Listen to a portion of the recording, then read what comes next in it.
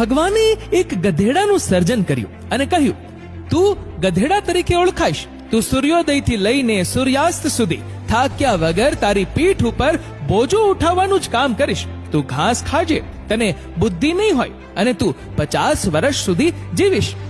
ગધેડો બોલ્યો, હું ગધેડો થયો એ બરાબર છે, પણ પ્રભુ 50 વર્ષનું આયુષ્ય ઘણું બધું કહેવાય.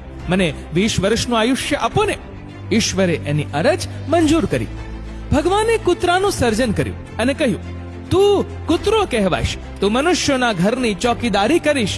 તું મનુષ્યનો પરમ મિત્ર કહેવાઈશ. તું એણે નાખેલા રોટલાના ટુકડા ખાઈશ અને તું 30 વર્ષ જીવીશ. કૂતરાએ કહ્યું, હે પ્રભુ, 30 વર્ષનું આયુષ્ય તો ઘણું કહેવાય. 15 વર્ષ રાખો ને. ભગવાને મંજૂર કર્યું.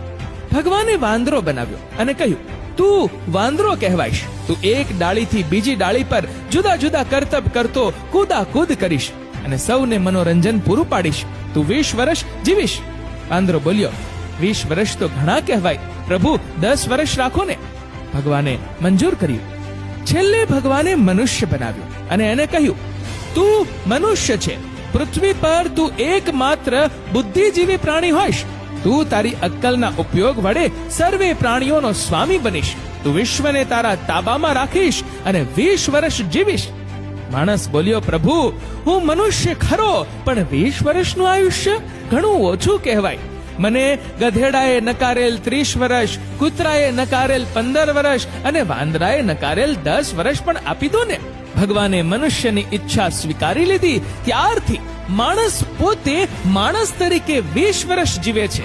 લગ્ન કરીને 30 વર્ષ ગધેડો બનીને જીવે છે. પોતાની પીઠ પર બધો બોજો ઉપાડી સતત કામ કરતો રહે છે. બાળકો મોટા થાય એટલે 15 વર્ષ કૂતરા તરીકે ઘરની કાળજી રાખી જે કંઈ મળે તે ખાઈ લે છે. અંતે જ્યારે વૃદ્ધ થાય ત્યારે નિવૃત્ત થઈને વાંદરા તરીકે 10 વર્ષ સુધી એક પુત્રના ઘરથી બીજા પુત્રના ઘરે જઈને જુદા જુદા ખેલ કરીને પૌત્રો અને ભાણિયાઓને મનોરંજન પૂરું પાડે છે. કડવું છે પણ સત્ય છે, સાચી વાસ્તવિકતા છે. મિત્રો, આ વિડીયો વિશે તમારું શું કહેવું છે? નીચે કમેન્ટ કરીને જરૂરથી જણાવજો. અને મિત્રો, જો વિડીયો ગમ્યો હોય તો વિડીયોને લાઈક કરજો, વધુમાં વધુ લોકો સાથે શેર કરજો અને આવા જ બીજા પ્રેરણાદાયી વિડીયોઝ જોવા માટે સબસ્ક્રાઇબ કરો અમારી ધ ગુજ્જુ મોટિવેશન નામની યુટ્યુબ ચેનલને અને ફેસબુક પર ફોલો કરો અમારા ધ ગુજ્જુ મોટિવેશન નામના પેજને. ધન્યવાદ.